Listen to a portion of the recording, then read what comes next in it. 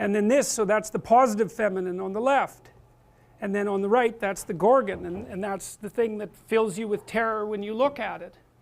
There's another representation of the positive feminine. It's another representation of Mary. There are representations very much like this of Isis with Horus on her lap. And people often consider those precursors, they're Egyptian statues, precursors to the Christian iconography. And, well, I suppose in some sense they are, insofar as they predated them in time, but the fundamental issue is that, well, this image has to be held up as transcendent, and by that I mean it's an image that's got to be at the basis of a value structure that actually works insofar as there's going to be human beings, because there aren't any human beings without the infant and the mother. And so if that's not held up as an image of ultimate value, then everything falls apart. And it's something our culture does extraordinarily badly. I had a client recently admit to me in ashamed tones that she wanted to have children. And I said, well, you don't have to be ashamed of that, especially not if you're talking to me. And she said, oh, that's such a relief, because I can't talk to anyone about it at work. They seem to think that it's, you know, degrading. I thought that you can hardly diagnose a culture as more pathological than that. That's so appalling, and it's so hard. It's one of the things I really feel badly for young women, because they're not guided through this with any sense whatsoever. And I'll tell you what my experience has been working with women, and you can take this for what it's worth. And I've worked with women who've achieved the highest levels of their profession. I don't mean just in academia, but in a number of different fields. This is what happens. We'll take the typical woman, conservative woman, because they're more typical, conscientious, not particularly open. So they're dutiful people, you know, they're existing within the structures of their society. So I'll take female lawyers as a classic example. So they're very good at high school, very hardworking, very intelligent, but very dutiful, and often rather agreeable. And that's important because it means to some degree that they want to please and they'll do what they're told. And so part of the reason I think that women are outperforming men in elementary, junior high school, and university is because they're more likely to be obedient.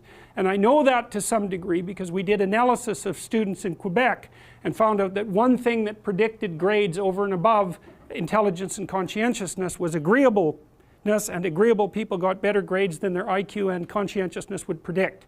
And that's particularly negative for men. So imagine this is what's happening. So you're a borderline student and you're also a bit rebellious and antisocial. I'm going to fail you. Like you're right on the cusp. Don't like you much. You fail. You have exactly the same grade profile, but I like you. Tick. You move ahead. You don't. And so one of the things that's dividing men from women as they progress through school is the degree to which they're agreeable. Now that works out to some degree for women insofar as the agreeableness moves them forward, but they encounter the negative elements of being agreeable later in their careers. Anyways, women are very good in high school, then they go to college, they're very good in college, they nail their damn grades, they do their studying, they get their A's, and they ace their LSAT, so they're smart too. Then they go off to do their articling and they're really good at it. And then they get offered an associate position and they're really good at it, and then by the time they're 30 they make partner, and let's say they're in high pressure, high paying jobs, $250,000 a year, $300,000 a year, $500 an hour. Okay, what's your life like? You work all the time, period. 70 hours a week, 75 hours a week, flat out, and you don't get to make any mistakes. And if your client calls you at 3 in the morning on Sunday, you say, I'm really glad to hear from you, because if you don't, there's some hot law firm in New York that'll take your client from you at a moment's notice.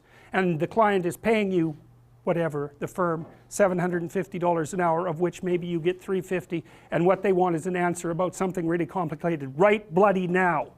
And you can say all you want about the fact that women have a difficult time with that because it's a male-dominant patriarchy. Any female lawyer who's hit 30 and is a partner that has any sense at all knows that's complete bloody rubbish. It's market determined right to the core. What happens to the women when they're in their 30s? They all leave the high-end law firms. Why? Because who in their right mind would want to live like that? That's the issue, right?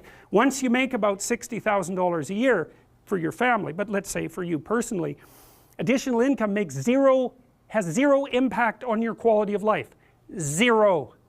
So why work 80 hours a week? Well, men will do it, some men, very few. a handful of hyper-competitive men who are obsessed with hitting the pinnacle of the given dominance hierarchy they're in will happily work 80 hours a week, and they'll forego everything else, relationships, family, children, way in the second category. And so those men are often very difficult to live with too, because they're so obsessed with their career. It's hard to have a relationship with them, and maybe they don't have much of a relationship with their kids, but they're damn good at what they do. And part of that is they're smart and disciplined, and they'll work non-stop all the time. It's like an obsession, and that's the sort of people who run things. Those are the people who run things. Well, they're often also disagreeable too, because you want to manage people? Really? They're not going to like you. You know, and it's not an easy thing to not be liked, and actually if you're an agreeable person, and women are more agreeable than men, it's quite painful to be disliked. But if you're in a managerial and executive position, the probability that people are going to like you is quite low. Now, if you're a real son of a bitch, then they're going to dislike you more. But those positions are very stressful, partly because of the interpersonal dynamics, and they're also incredibly, incredibly competitive. So the women hit that at 30 and they're completely qualified, and the law firms are bloody desperate to keep them, because it's really hard to find highly qualified people, especially once you've put all that time into training them, especially if they're also good at bringing in business. The law firms trip over themselves to try to keep them. They can't. The women think, why in the world am I doing this? Why in the world would anyone in their right mind do this? Especially because they're often married by that point too, and generally they've married a husband who makes as much money or more than them. So they don't need the damn money. And so they think, well, there's more to life than this, which is exactly the right thing to think. And so then they go and find a job that's 9 to 5 and controllable, so that they can hire a nanny and have some kids and have a life. And it's like, yes, that's the intelligent thing to do. So we've got things backwards in our culture. We're thinking, at least in part, why aren't there more women in positions of power? Wrong question. The right question is, why are there any men at all who want those positions of power? Because it's not just positions of power. You have to be such a knothead to think that. Oh, it's a position of power. It's like, sure, but it's a position of overwhelming responsibility. And if you make mistakes, you're done. Right? It's not like you occupy that position of power and everyone does what they're told all the time and your life is easy. It's like, forget about that. People are on your case to do exactly the right thing all the time, 100% of the time. And maybe you want that, and maybe you don't. So I don't know what people think is these people are all sitting in their offices with their feet up on the desk, smoking cigars and oppressing the world. It's like, that isn't how it works. Those people, they work flat out all the time. So, and it's fine if that's what you want, and some people are like that. They're hyper-industrious people, right, from a trait perspective, no matter where you put them. If you put them in a forest with an axe, they just wander around chopping down trees non-stop, right? Because it's built into them.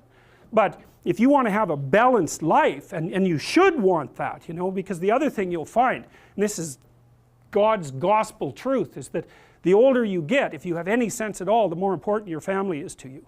Like the utility of your career, maybe that peaks around 35 or 40, and it starts to decline pretty rapidly after that. And what happens, if you're fortunate, you have someone in your life that you love, that you've woven yourself together with, and you have some kids so that you have something to do from the time you're 50 till the time you're 80.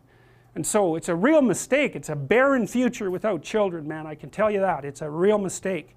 And so we do a terrible job of say, putting that image forward and saying, well, yeah, now, you know, because women have access to the birth control pill now and can compete in the same domains as men, roughly speaking, there is a real practical problem here.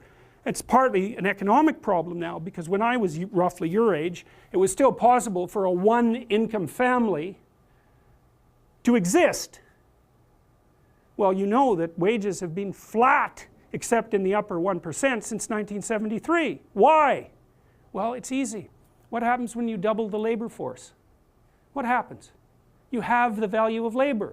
So now we're in a situation where it takes 2 people to make as much as 1 did before. So we went from a situation where women's career opportunities were relatively limited to where they were relatively unlimited, and there were 2 incomes, to where, and so women could work, to a situation where women have to work and they only make half as much as they would have otherwise. And now we're going to go into a situation, this is the next step, whereas women will work because men won't. And that's what's coming now. So there was an economist article showing that 50% now of boys in school are having trouble with their basic subjects. And you look around you in universities, you can see this happening. Now, I've watched it over decades. I would say 90% of the people in my personality class are now women. There won't be a damn man left in university in 10 years, except in the STEM fields. And it's a complete bloody catastrophe. And it's a catastrophe for women, because I don't know where the hell you're going to find someone to have a, to marry and have a family with if this keeps happening. So, and you think when you're 19, because you're so clueless when you're 19, you don't know a bloody thing, you think, well, I'm not really sure I want children anyways. It's like, oh yeah, you tell how well you've been educated. Jesus, dismal, dismal. Without fail, I got to tell you, without fail, I've watched women go through their professional careers, many, many of them. It's a very rare woman who at the age of 30 doesn't consider having a child her primary desire. And the ones that don't consider that, generally, in my observation, there's something that isn't quite right in the way that they're constituted or looking at the world. Sometimes you get women who are truly non-maternal, by temperament. They have a masculine temperament, disagreeable, they're not particularly compassionate, they're not maternal, they're not that interested in kids. Fair enough, man. But there aren't that many of them, and there's plenty who will not admit to themselves that that's what they most desperately want. Do you think women would be better off if they had kids earlier and focused on a career, say in their 30s? Who knows?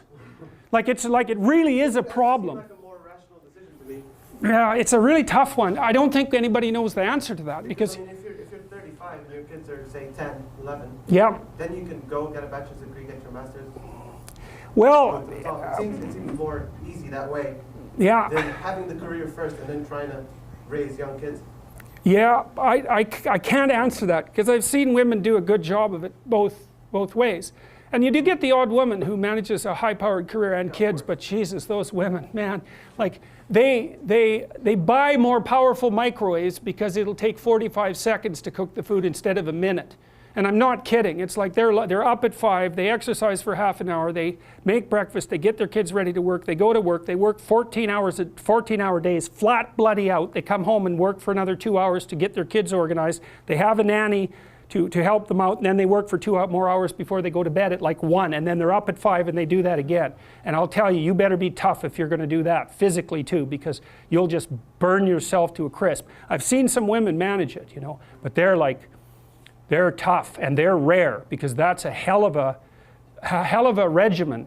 And then if anything goes wrong, you have a sick kid or something like that, or there's any sort of crisis in your family, it's just, then it becomes too much.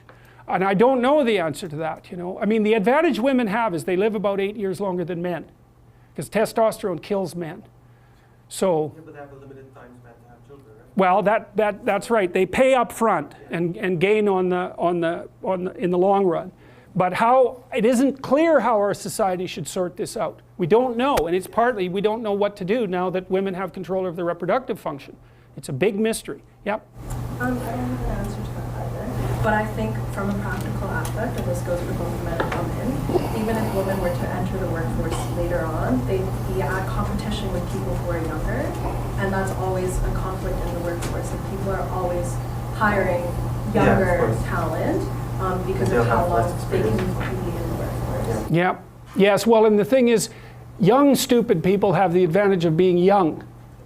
Middle-aged stupid people have the disadvantage of being middle-aged. And so if you're going to hire a young stupid person or a middle-aged stupid person, you'll go for the young stupid person. And by stupid, I mean, I'm being sarcastic, obviously, but I mean without experience and just getting started in the world. You're much more likely to favor someone young because there's an instant explanation for their relative cluelessness. And it's a problem, So I don't know what the answer is, but one answer certainly is, at least in part, is to start letting young women know what being 30 and being female is like, and also to disabuse them of the notion that there's something magical about a career. First of all, most people don't have careers, man. They have jobs. And the reason you get paid for a job is because you're being asked to do things you wouldn't do unless you were being paid. And so it's not some utopia of cigar smoking with your boots up on your desk, that's for sure. Not that would be such a utopia to begin with.